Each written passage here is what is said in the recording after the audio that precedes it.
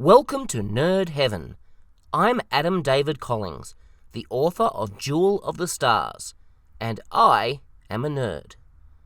This is episode 111, and today we're talking about Star Trek III, The Search for Spock, as we continue our journey through the original series Star Trek movies.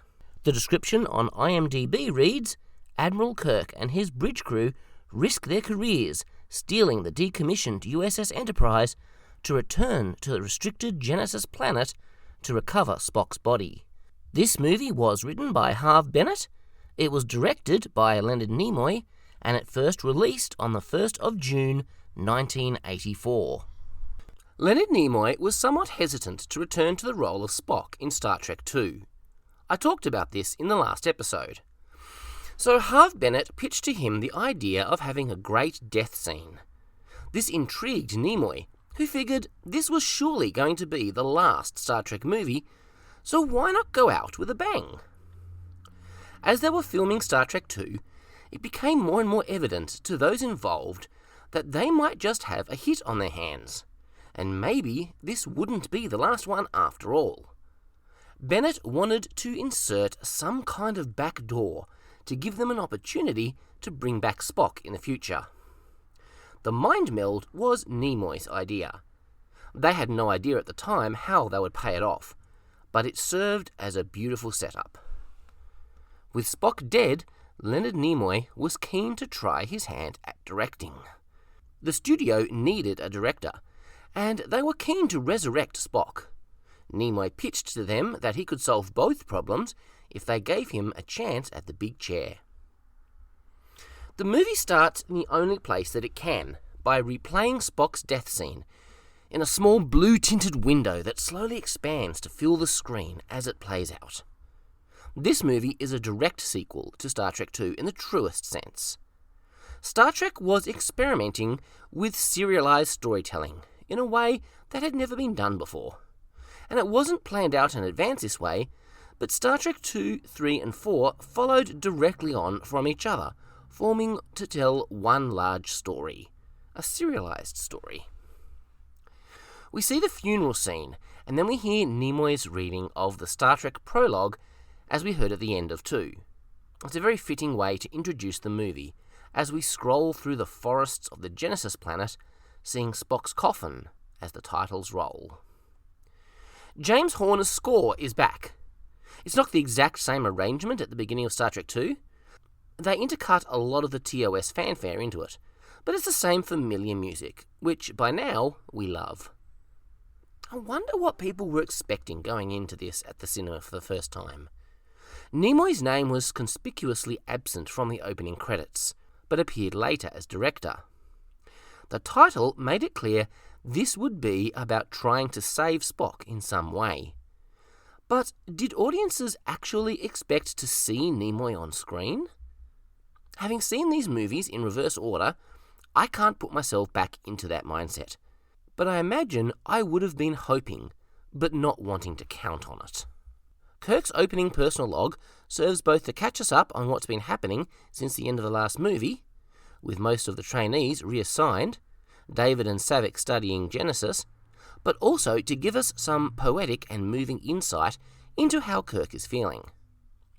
Kirk had come to terms with his middle age in the previous movie. Right now, he's dealing with the next stage of life, the empty nest. It's not something this movie spends any time or effort exploring, but it's a nice little moment. Kirk orders Chekhov very matter-of-factly to take the science station. He's the captain and he's doing a good job of being a professional. But Chekhov shows it all on his face.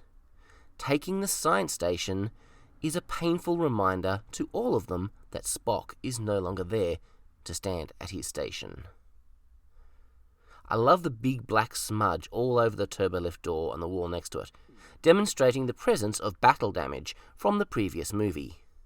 Starfleet is being oddly silent regarding the Genesis planet, which Kirk wants permission to return to. His plan is to get the ship refit as quickly as possible and head straight back out.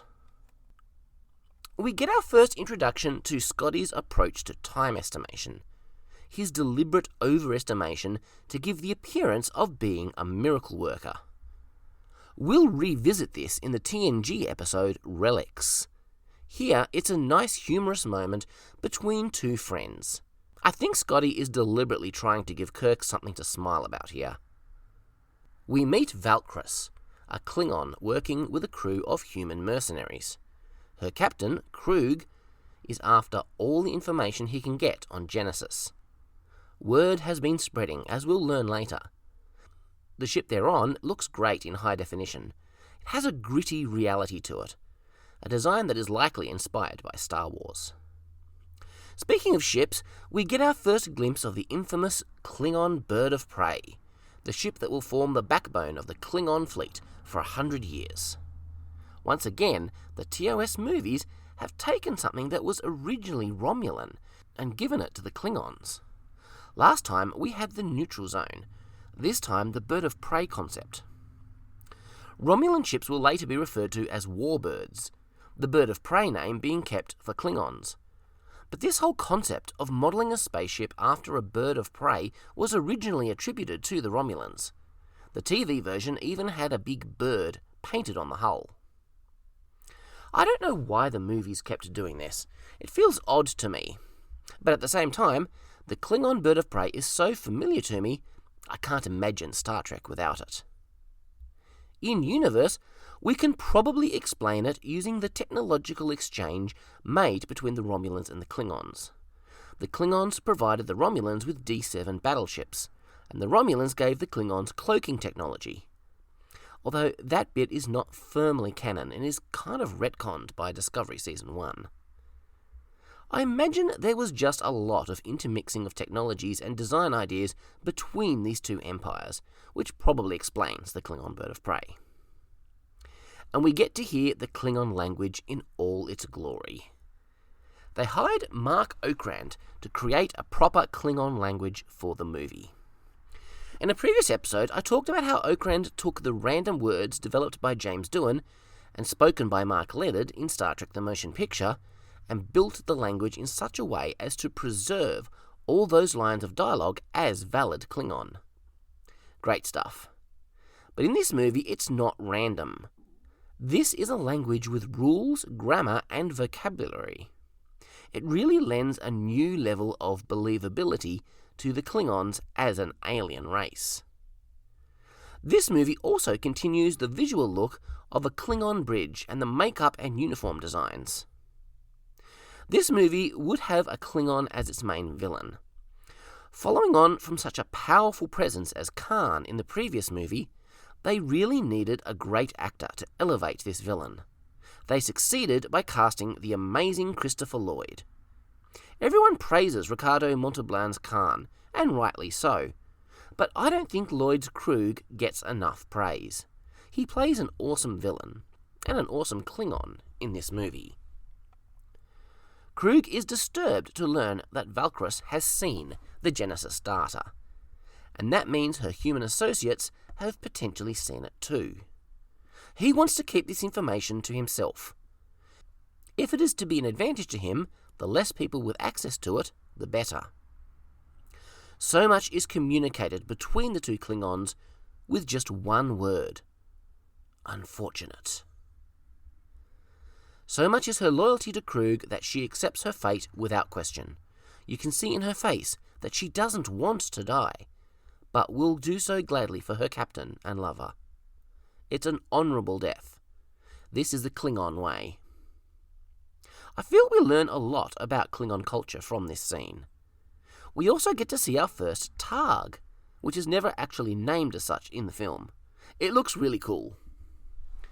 The new space dock in Star Trek III is awesome. A truly amazing spectacle. This will become the standard for Starfleet space stations for the rest of Star Trek. Kirk introduces us to the Excelsior, the Great Experiment. Sulu is immediately in love with his future ship. Not that he has any idea about his future. We learn it has something called transwarp drive. Scotty is put out by a new ship with new technology. The woman who watches the Enterprise fly past the window is Janice Rand, Apparently she wasn't in the script, but Nimoy gave her a cameo here. Chekhov gets a security alert. Someone has broken into Spock's quarters. Kirk goes to check it out, and for some reason, Chekhov says something in Russian to Scotty, even though he likely knows Scotty doesn't understand. I always found that a very odd moment. The Star Trek movies are full of them. Google suggests that he said, "I'm not crazy, look."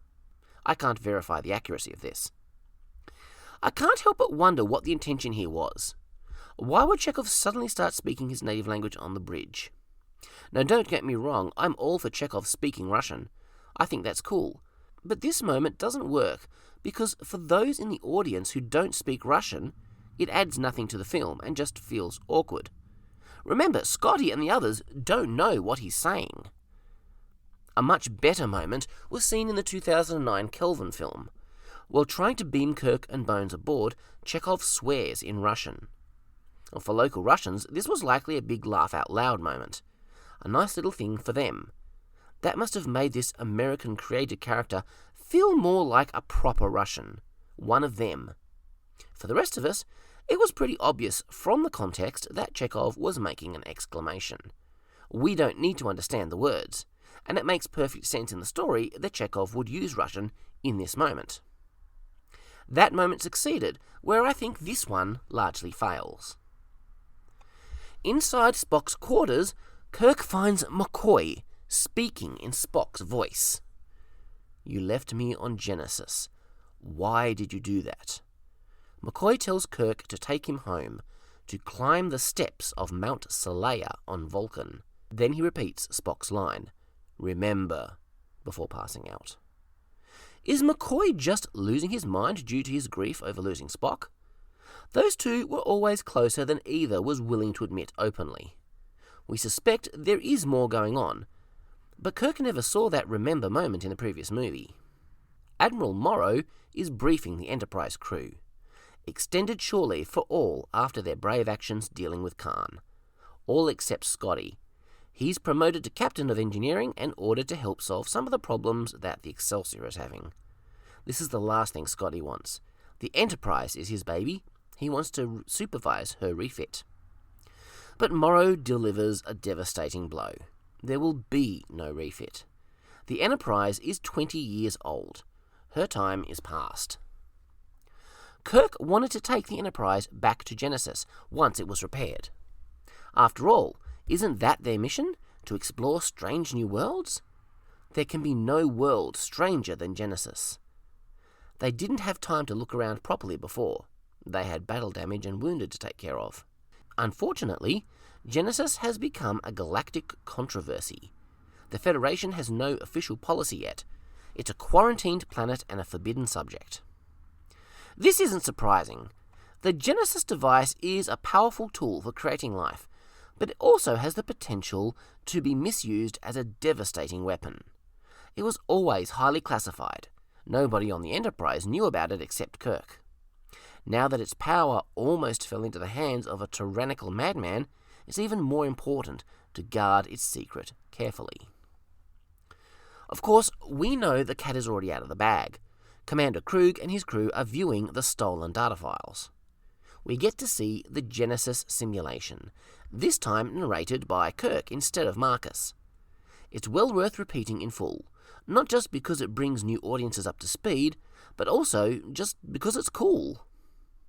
Kruge immediately sees the potential of this device as a weapon of ultimate power. We learn here that the Klingon and Federation governments are actively negotiating for peace, an end to the Cold War that has existed between them since the end of Discovery Season 1, with a brief flare-up into open warfare at the time of Errand of Mercy. But there will be some roadblocks along the way to that peace. Kruge sees the development of such a devastating weapon as an act of treachery on the Federation's part. He will seize it to act for the preservation of the Klingon race.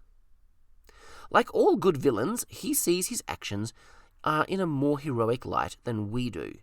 The fact that we can understand his perspective adds to the intensity of the drama.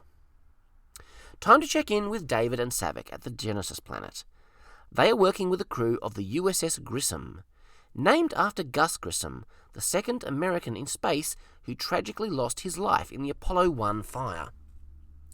It's a weird-looking ship. Its secondary hull connected to the saucer only by two thin pylons just under the nacelles. But the rebirth class will be used for scientific missions well into the late 24th century, due to Paramount's budgetary decision to reuse existing models. It seems a very inefficient design.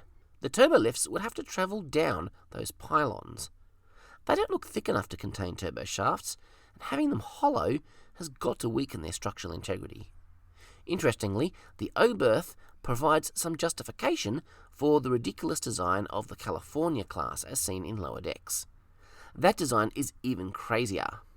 In order to get to that little secondary hull, the turbolifts would have to travel through the inside of the nacelle, which has got to be an absolutely terrible idea.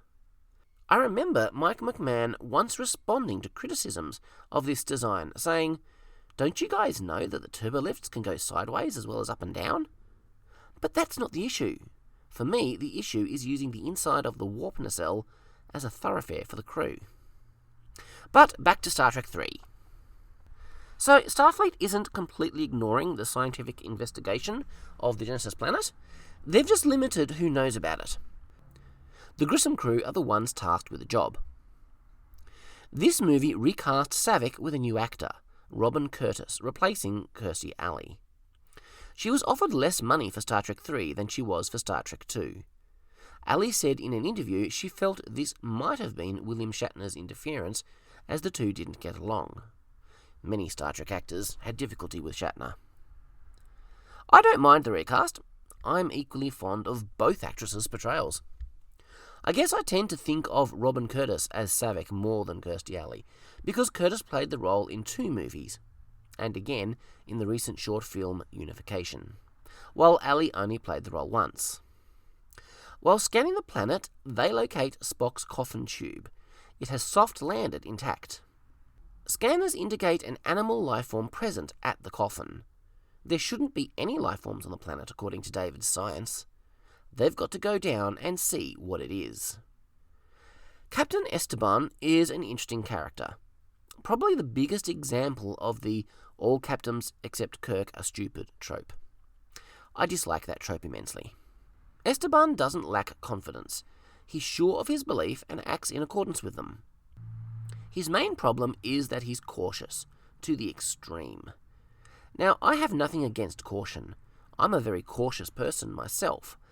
But as Kirk will someday say, risk is part of the game if you want to sit in that chair. He seems almost unwilling to do his job, which is exploration, because there might be some danger. He doesn't even want to inform Starfleet of their discovery for some odd reason. But he relents and allows Savick and David to beam down and investigate. We're back in Kirk's San Francisco apartment. Kirk is in civilian clothes, but a similar maroon colour to the Starfleet uniforms. We'll see him in this costume for the remainder of the next 2 movies. The Enterprise is being decommissioned. Kirk can't get an answer as to whether they'll get a new ship. He's meeting with his crew, his family. And he has an unexpected visitor, Sarek, Spock's father, played by Mark Leonard, reprising the role from the original series. It must have been a big surprise for viewers seeing him for the first time. Personally, I don't remember a time before I knew he was in these movies. Sarek wants to know why Kirk left Spock on Genesis. You denied him his future.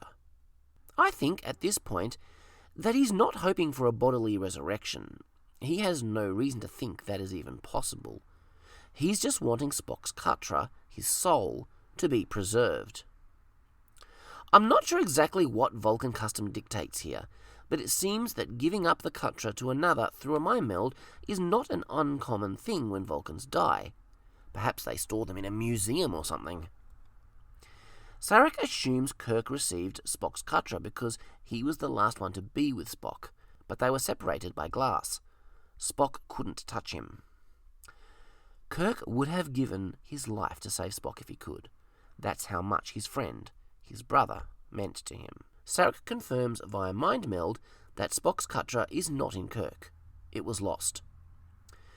It must be hard for Kirk to relive this moment, but no less hard for Sarek to witness his son's last moments through Spock's eyes. Kirk reviews the security footage from the Enterprise and sees that ominous scene, the one suggested by Nimoy himself, when Spock mind melds with McCoy and says, "Remember." Now, the writers tell us what actually happened. Spock placed his Katra in McCoy's mind. That's why he's acting so weird, so like Spock. Two men, neither at peace. Kirk swears to Sarek that he'll take them both to Vulcan so they can find peace. This is where the script breaks down a little. Why would Kirk take Spock? It's a corpse. He doesn't know what's happening on Genesis. Bringing McCoy to Vulcan, I understand, but why would Sarek request they bring Spock? It's only the miraculous regeneration of Spock's body by the Genesis effect that makes the refusion possible, and nobody knows about that yet, not even Marcus and Savick. Speaking of David and Savick, they beam down to the planet. Pretty much every word out of Esteban's mouth is an expression of worry over danger. He's terrified he'll get in trouble if something happens to the away team. They found the life form, a group of interesting-looking alien animals. They were microbes on the torpedo tube, shot from the Enterprise.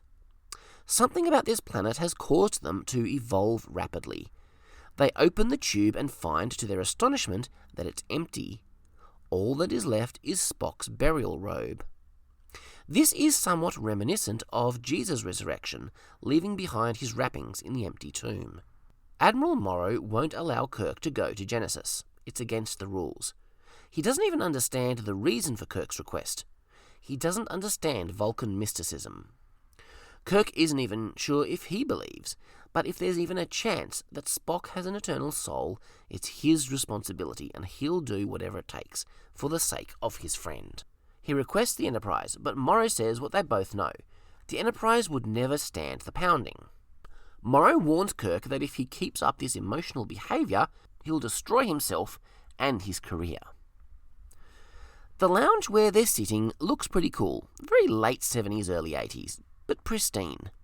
Everything about 23rd and 24th century Earth is pristine, clean and beautiful. Star Trek 2, 3 and 4 probably shows us more of 23rd century Earth than we will ever see again. When Sulu asks Kirk how it went, he delivers that immortal line.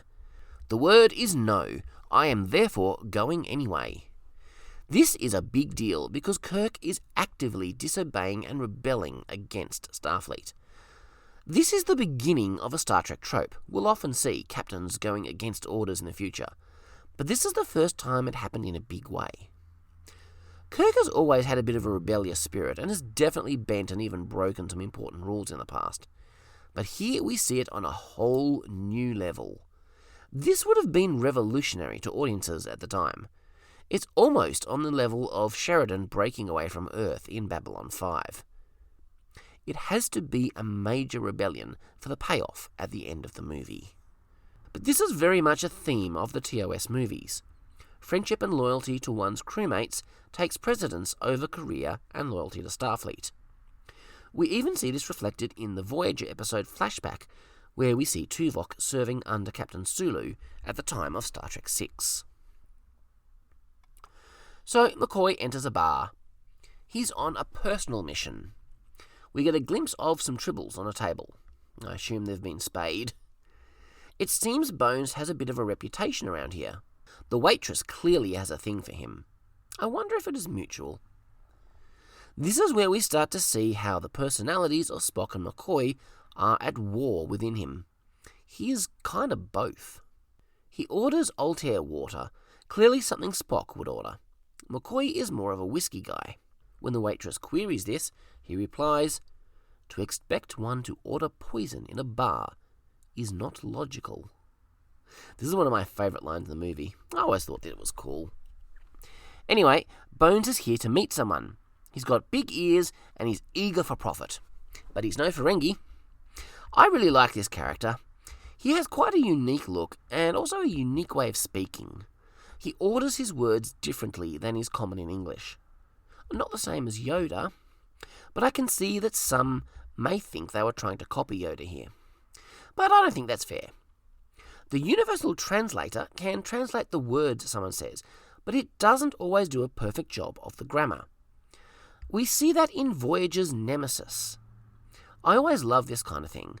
I would say that in this guy's native language, sentence structure is quite different. The actor portraying the character has this really interesting, soft-spoken way of talking. He feels alien, more so than most Star Trek species do. McCoy realizes that this is the transport captain he had contacted.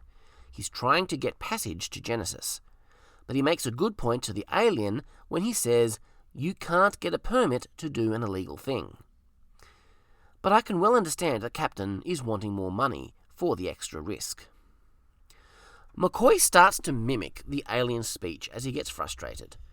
The captain won't name a price unless he knows exactly where they're going. So McCoy relents and tells him he wants to go to Genesis. The captain freaks out at this. He's willing to break the rules, but Genesis is a step too far. Whatever he's heard about it, he clearly knows it's a big deal. Very secret.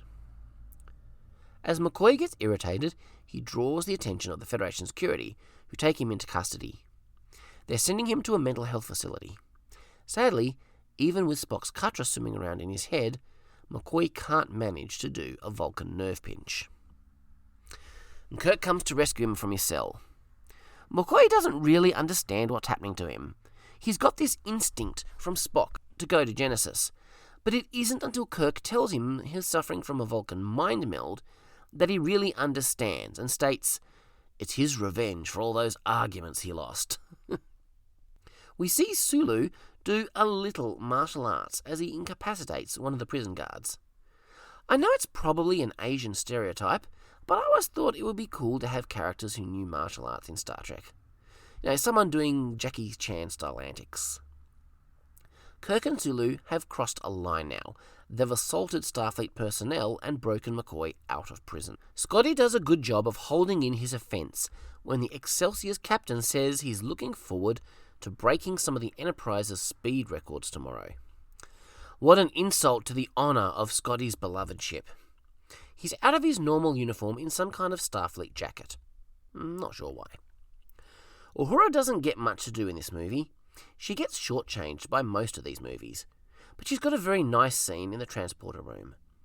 Her presence here is all part of the plan, so the rest of the crew can beam aboard the Enterprise. I'm not sure why she couldn't have set a time delay on the console and beamed over with them, but anyway, she plays an important role in the mission, and I feel quite emotional when she says, "Admiral, all my hopes." Scotty has left the Excelsior and set up a bunch of automation so a reduced crew can operate the Enterprise. I've always had thoughts about this. I can accept that the Enterprise has a large crew, and so there would probably need to be additional automation when a crew of 4 are running it. And Kirk was planning for it to be potentially just him and McCoy. But I think the story forgets the Enterprise has a computer. All those consoles, they're computer terminals. The ship is already highly automated. Sure, long term, you need people to maintain systems and engineering. You need security. You need medical staff. But a lot of a starship's crew are scientists, people who live on the ship and carry out various missions on her, but aren't actively keeping the ship flying. There are lots of off-duty personnel and redundancies. I think TOS often treats the Enterprise like an old steamship, as if activating warp speed on the helm is just like sending a message down to engineering telling them to shovel more dilithium into the chamber or something. This isn't the Titanic. I've always maintained that in order to fly a Starfleet ship through space, all you really need for the short term is someone at the helm. In Voyager, we saw Seven and the Doctor fly the ship alone through a nebula for weeks. Now, there was a lot of ongoing maintenance that kept them both busy all day, but you want the ship to go left, you press the button on the terminal and the ship moves. You want to fire a torpedo, you press the fire button, and the torpedo should fire out. And fair enough, this is almost a century before Voyager, so the technology is a lot less advanced. I'm not saying this situation doesn't require any additional automation, but I like to think of Scotty's automation here as akin to bringing the ship up to the standard of the Enterprise D, where Geordi can monitor engineering remotely from a console on the bridge.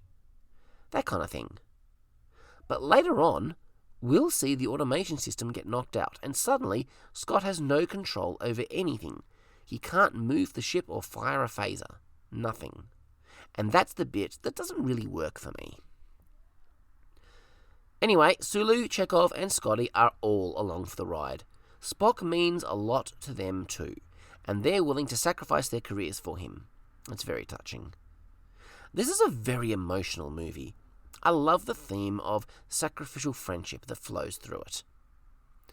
The escape from Space Dock is a very exciting moment, perhaps one of the most exciting in the TOS movies for me. Captain Styles is called to the bridge of the Excelsior with a yellow alert. Someone is trying to steal the Enterprise. So it's time to talk about Styles. This is another example of all captains but Kirk a stupid trope. Styles isn't so much incompetent as he is a massive jerk. He would have stopped Kirk if Scotty hadn't sabotaged his ship. Styles comes across as very arrogant. As we would say in Australia, he loves himself a little too much. And he carries around this horse thing. I don't really know what it is. It's not a whip, it's just a short stick. I don't actually know its purpose in horse riding, but I'm sure it has one. But why does a Starfleet captain carry it around wherever he goes? He can't go anywhere without it in his hand. I have no idea what that's about, but I can tell you that it comes across as very pretentious, not to mention weird. I get that we're not supposed to like Styles, and all I can say is both the script and the actor's performance do a great job of making us dislike the character to an almost irrational level. You get an awesome sense of scale as you see the Enterprise slowly backing past the massive windows in the space dock. The Excelsior bridge looks a lot different here than when Sulu will later command her. I guess this ship is still a prototype. Scotty manages to hack the space doors and get them open. The Enterprise narrowly makes it through as Horner's awesome music plays. The top-down shot of the Enterprise backing out of the doors looks awesome. There is no way the Enterprise can outrun the Excelsior, not with this transwarp drive. Styles gives Kirk an ultimatum. If you do this, you'll never sit in the captain's chair again. Kirk knows, and he goes ahead. The Enterprise goes to warp. This is the moment Kirk gives up his career. It's over. But of course, the Excelsior can't follow because of Scotty's handiwork. The sputtering sound effects are a little too slapstick for me. Sarek and David have found the source of the screaming, a young Vulcan boy 8 to 10 years old. It seems the Genesis wave has regenerated Spock's body from scratch, but it is rapidly aging, just like everything on this planet seems to be doing. Sarek wants to beam up with the child, but Esteban is hesitant. Surprise, surprise. It seems the guy has a radiation phobia. David can detect none. Esteban isn't even going to beam them aboard without getting Starfleet's okay. He seems completely unable to operate independently. He says he wants to do it by the book, which I can completely respect. I'm a by-the-book kind of guy myself. But I can't think the book is this specific. Starfleet trains their captains to be independent thinkers. They're not always within hailing range. Starfleet captains have to be able to make decisions on their own, and sometimes those decisions will have far-reaching consequences for the Federation. It's a big responsibility. But this is just a decision to beam aboard with a child that clearly needs help. David has already cleared any risk of contamination. Maybe Esteban just doesn't want to make any mistakes regarding this very controversial planet. But before he can get in touch with Starfleet, Kruge's bird of prey decloaks and attacks. Kruge wants prisoners who he can interrogate regarding Genesis. The Grissom is completely destroyed, So Kruge turns his attention to Sarek and David. Kruge is very unforgiving of mistakes, kind of like Darth Vader. I've never understood this mentality in villains. You keep executing your crew for making mistakes. You're going to have no crew left. Once again, I have to praise Christopher Lloyd. He plays a great Klingon. And most of what we think of today as the Klingon manner, the way they speak, it all comes from him. Sarek and David have a frank conversation about the Genesis planet. It isn't what it was supposed to be. The planet is highly unstable, not at all what the Genesis project promised. David admits the reason: he used proto-matter in the Matrix, a dangerously unstable substance that is banned by all ethical scientists. It was the only way to solve certain problems. I can relate to that problem. As a programmer, sometimes you just have to solve a problem with the only tool you can manage to use, even if it feels like a horrible hack. But to use something considered so unethical as proto-matter, that's not a good idea. I'll bet his mother didn't know. She'd never have gone for that. Just like his father, David has changed the rules, but it has some nasty consequences. Side note, proto-matter will later be considered safe to use, and is often mentioned in the 24th century. Professor Sayatic used it in DS9, and Neelix even traded in it. Those microbe creatures have progressed into something almost snake-like. Again, very cool alien design. There's an insane moment where the Klingons look over their shoulder and suddenly broad daylight becomes pitch black in a matter of seconds. This has always struck me as ridiculous. Now, you want to move the setting to night, you do it with a cut to another location. You don't do this. Now, to be fair, maybe there is some logical scientific explanation as to why this might happen on a planet, so maybe it's a cool piece of world building. But if such a phenomenon exists, I don't know about it. So it just comes off as really dumb to me. Maybe it's part of the rapid aging. Young Spock seems to be sick. Sarek is wiping sweat from his face. The planet is aging rapidly, and so is Spock. They seem to be joined. Genesis only has days, maybe hours, before it is destroyed. Presumably, if they can't get Spock off the planet before then, he'll die. It's not entirely certain. Sarek points out it'll be hardest on Spock. He'll soon begin to experience Pon farr, which Vulcan males must endure every 7 years of their adult life. This movie makes no attempt to explain Pon farr. The first few times I watched this movie, I hadn't seen Amok time in decades. I didn't remember what Pon farr was, and frankly, as a child, I probably didn't understand what it meant when I first saw that episode. So, I had no idea this was a mating urge. I just thought it was some kind of pain that comes on them every 7 years. And Sarek helped him get through it, somehow. Like a telepathic painkiller or something? But we'll get to that in a bit. When the tricorder detects the Klingons approaching, Sarek offers to go deal with them. David offers to take her phaser and go instead. On the face, this seems odd. He's a civilian. Sarek is a Starfleet officer. She's had training for combat. David hasn't. But then, it seems Sarek will be needed by Spock, so I think that's why David offers to be the one. If you understand that Pon farr is the Vulcan mating urge, then the implications of this are kind of disturbing. So the urge arrives. Spock is going through his first Pon farr, and Sarek helps him. The first few times I watched this movie, I thought she was doing some kind of weird Vulcan telepathic ritual with him, but the clear implication is that she has sex with him. If she doesn't, the blood fever will kill him. I have a lot of feelings about this. I view sex as a very sacred thing.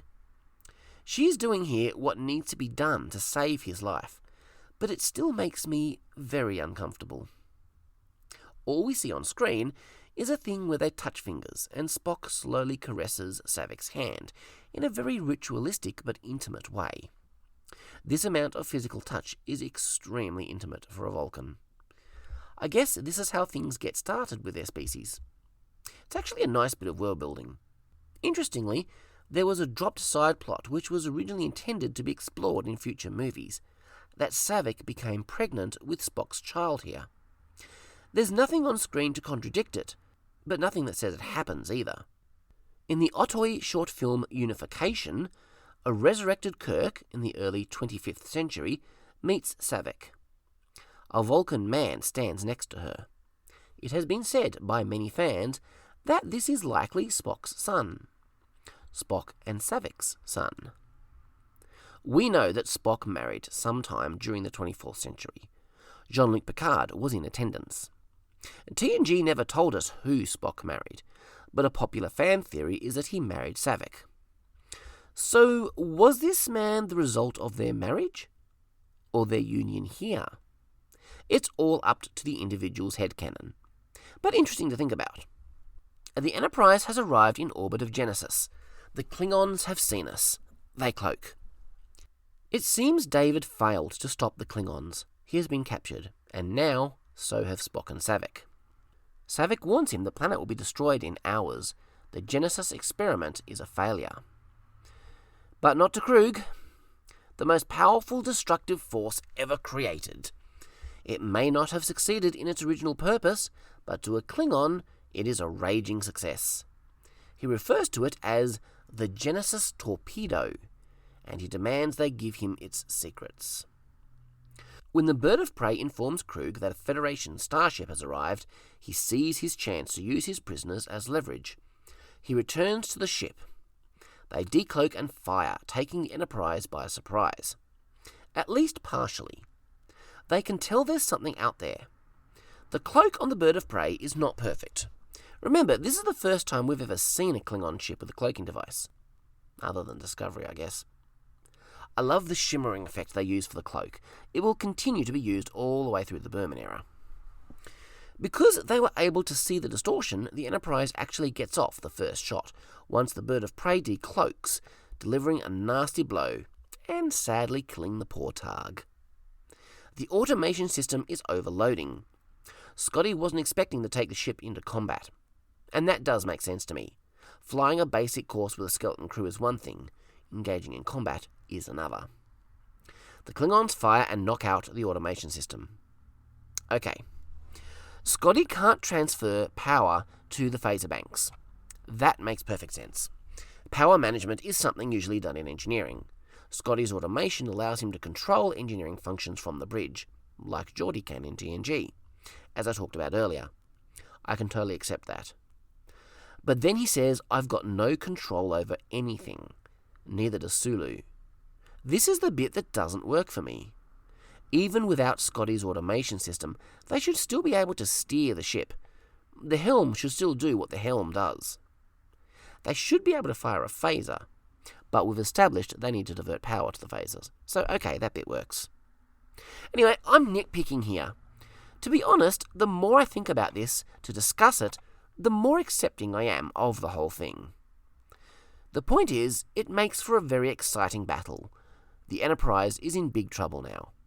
With no automation, barely a crew, and plenty of battle damage from the previous movie, it's a sitting duck.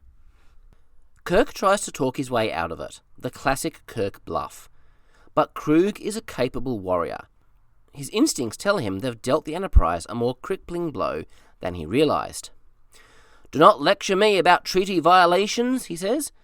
The Federation, in creating an ultimate weapon, has become a gang of intergalactic criminals. He calls Genesis a doomsday weapon. This actually ties nicely into Discovery.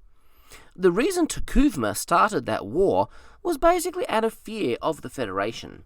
In that case, it was fear of their culture being consumed by a rapidly growing alliance that seemed, from his perspective, to suppress individual cultures and assimilate everything into that big human-looking blob. Whether it's fair or not, that is how he saw the Federation. Kruge feels quite justified in ordering Kirk's surrender. He threatens the lives of his hostages. Saavik is able to tell Kirk that Spock isn't himself, but he lives. He's subject to rapid aging like the planet. To prove his sincerity, Kruge orders his men to kill one of the hostages. He doesn't care which. We see a Ducktag for the first time. I've always loved the little side blades that slide out. The Klingon chooses Sarek, but David, in an act of heroic chivalry, tries to save her and is killed. Sarek delivers the news in a very Vulcan way, but you can see right through her supposedly emotionless delivery. It's very good acting from Robin Curtis. But now we get a great performance by Kirk. When he hears the news that his son is dead, his legs just give out beneath him. It's great acting. It's a gut-wrenching, tragic moment. Kirk has only just been reunited with his son, and now he's lost him. What a cruel shift of fate. This is a catalytic moment for Kirk. We birth a new arc for his character here, which will continue on to Star Trek VI. The pain of this moment creates not only a distrust, but a hatred of Klingons. We also get Star Trek's first swear word. I can hardly blame Kirk for that. This is such a powerfully emotional movie. Kruge still doesn't know the Enterprise only has a crew of 5. He orders a boarding party armed heavily to prepare to take the ship following Kirk's surrender. His aide rightly points out that they are vastly outnumbered, as he believes. I love Kruge's response. "We are Klingons!" Those 3 words say it all. He intends to take the secrets of Genesis from the Enterprise computer. Kirk takes a moment to grieve, but only a moment. He has a job to do. He'll fully grieve later, but right now he needs to protect his crew, accomplish his mission. The Klingon ship has a complement of 12, with some on the planet. I swear to you, we're not finished yet. It's a nice little triumphant moment. There is a lot of hidden meaning when Kirk says to Kruge, "I'm looking forward to meeting you." The only way Kirk can protect the Genesis information is by destroying the Enterprise. Doing so will take out most of the Klingon crew. And so he orders the self-destruct. The script takes its time as the 3 of them enter the codes. It's a big moment. This isn't just any ship. This is the Enterprise. The same Enterprise we've seen on screen ever since The Cage. And Kirk is going to blow it up. That's unheard of. At least it was. Now we've seen the destruction of an Enterprise several times, but this was the first. This was a huge deal, almost on the same level as killing Spock. At first, it might seem that the Klingon away team leader is really stupid. The bridge is deserted and run by a computer. It is the only thing speaking. He doesn't know what a countdown means, but Kruge does. But the away team officer probably doesn't speak English.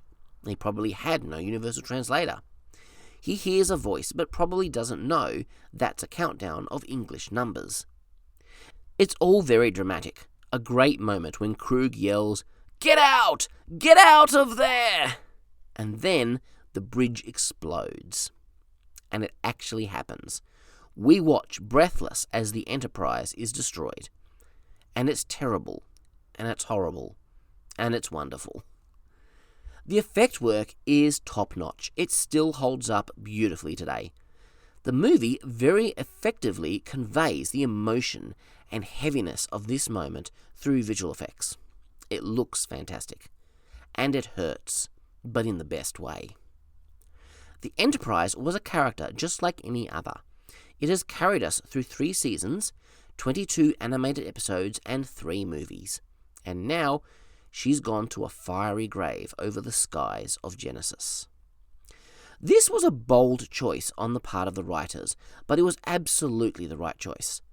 Our beloved ship gets to go out in a blaze of glory, taking the Klingons with her, giving her life for Spock and the crew. I can only imagine how this moment felt for people watching the movie in the cinema for the first time. As Kirk watches the ship burn up in the atmosphere, he asks, "What have I done?" Bones replies, "What you had to do, what you always do, turn death into a fighting chance to live." The destruction of the Enterprise is a character death like any other, and it's given more emotional weight than the death of Tasha Yar, maybe even more than David Marcus, Kirk's own son.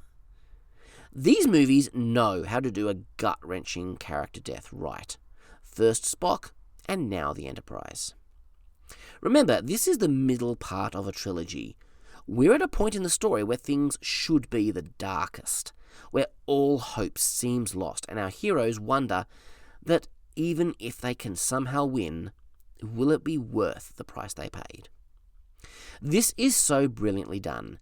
It hurts to see the Enterprise lost, but I love it. And this loss has meaning. This is what Kirk does. He cheats death. But he's learned from his experience in the previous movie. He knows he can't avoid the price of death. So this time he sacrifices his ship. He pays the price up front, knowing that it will help him save his friend. It feels quite poetic to me. The planet is getting more unstable by the minute, and it's tearing Spock apart. Our heroes follow the life signs on their tricorder and effect a rescue, shooting the remaining Klingon soldiers. Spock is aging up every minute or so. Lots of different actors. I never really picked up on that on the VHS, but you can see the various faces clearly in HD. That's very well done. There's a great shot where Kirk shoots a Klingon with a phaser, and the Klingon goes flying back. Awesome effect and stunt work. Kirk takes a moment to say goodbye to his son when he finds the body. In a sense, he barely knew David. There are no tears, but there is still a sense of unimaginable loss. Spock is rapidly reaching the age when he died, but his mind is a void. As Bones says, "It seems I've got all his marbles." There's only one way off this planet before it explodes, the Klingon ship. He picks up a communicator and calls Kruge. "I'm alive and well on the planet's surface. I have the secret of Genesis, but you're going to have to bring us up there to get it." He knows he has Kruge baited. But Kruge doesn't beam them up. He beams down. He has all but Kirk and the unconscious Spock beamed up. There's only one Klingon left on the bridge, Maltz. Kruge is confident Maltz can handle them. Kirk is equally confident they can take the ship from him. Kruge is more than willing to die on the planet. It's exhilarating. He is very Klingon in his attitude.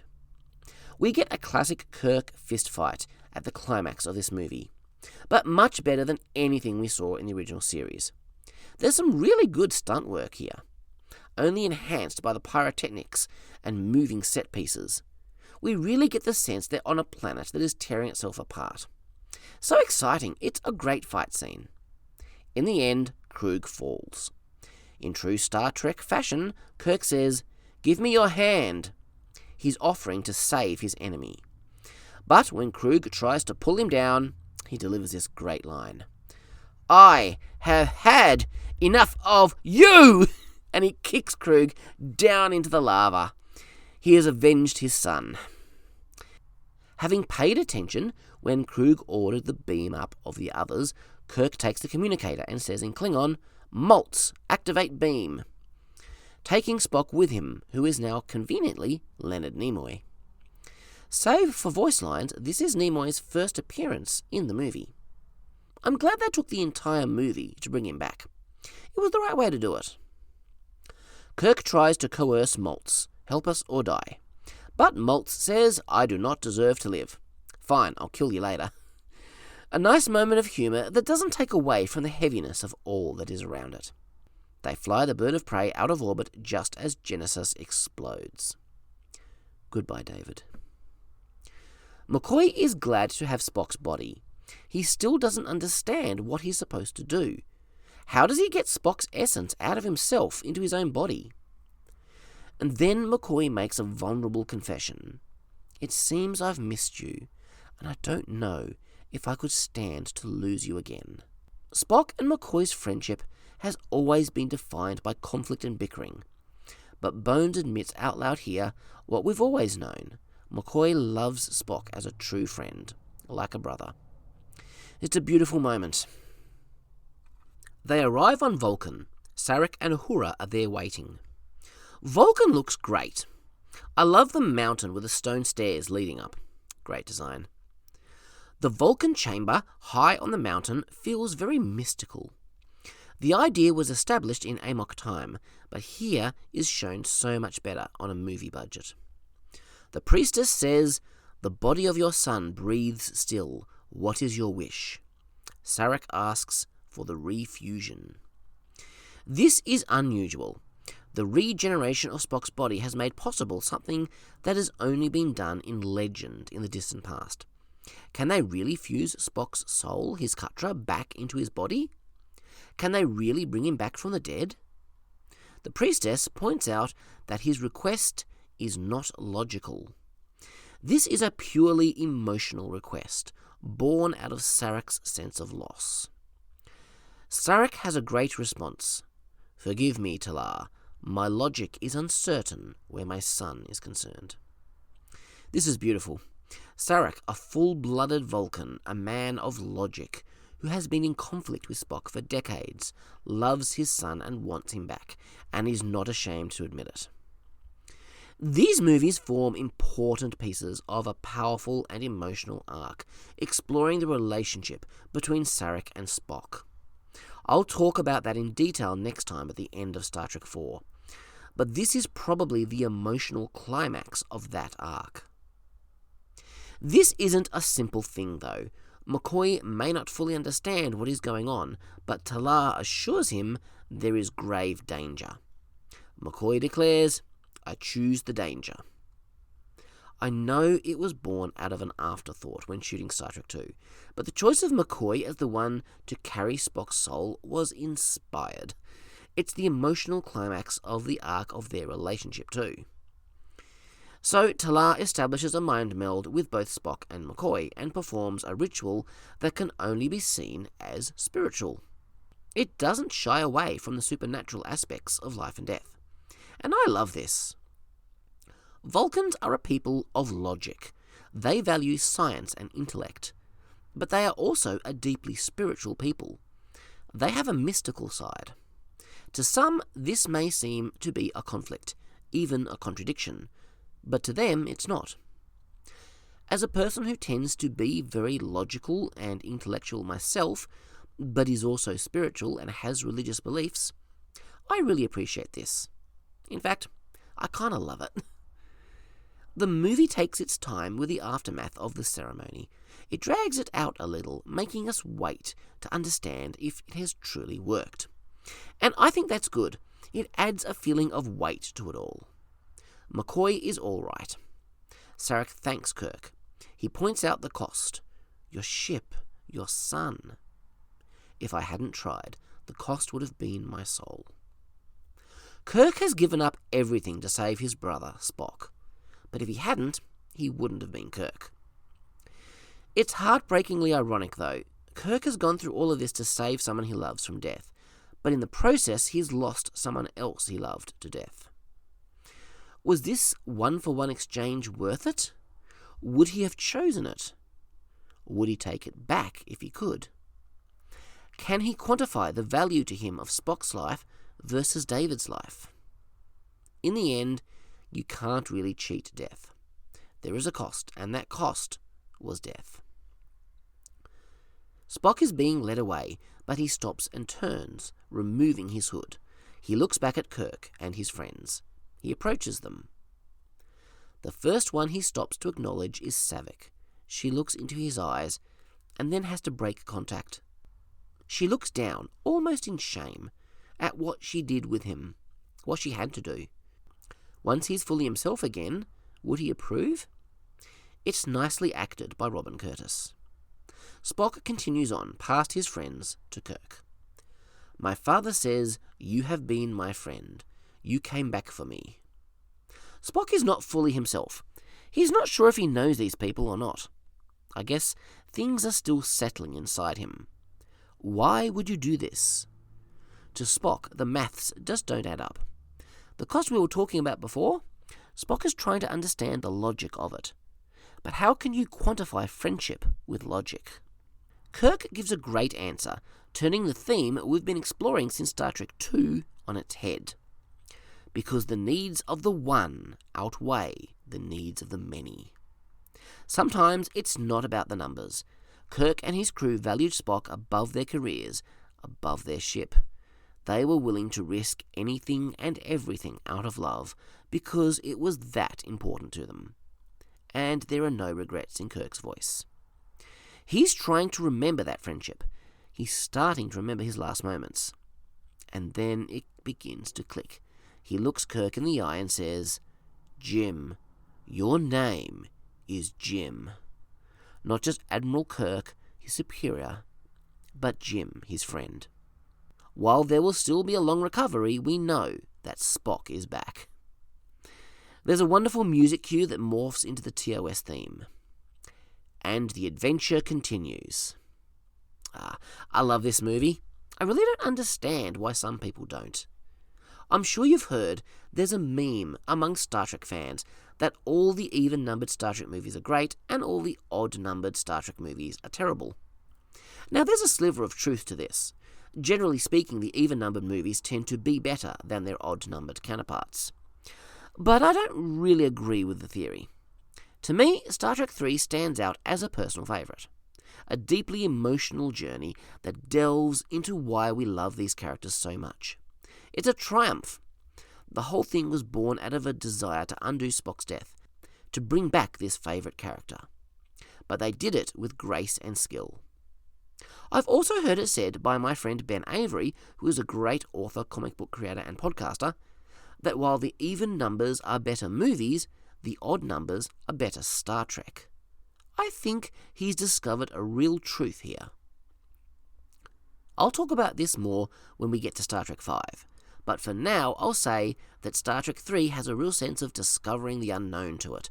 Genesis is indeed a strange new world. Star Trek II was a great submarine movie in space, but Star Trek III is very Star Trek to its core. As the ending credits roll, I'm sad to think that this is the last time we'll have James Horner's music. It feels so weird, given how much of an impact his score has on the TOS movie era, that he only scored 2 movies. Next time, I'll be delving into Star Trek IV, The Voyage Home, as we complete the trilogy. Until then, live long and prosper. Make it so.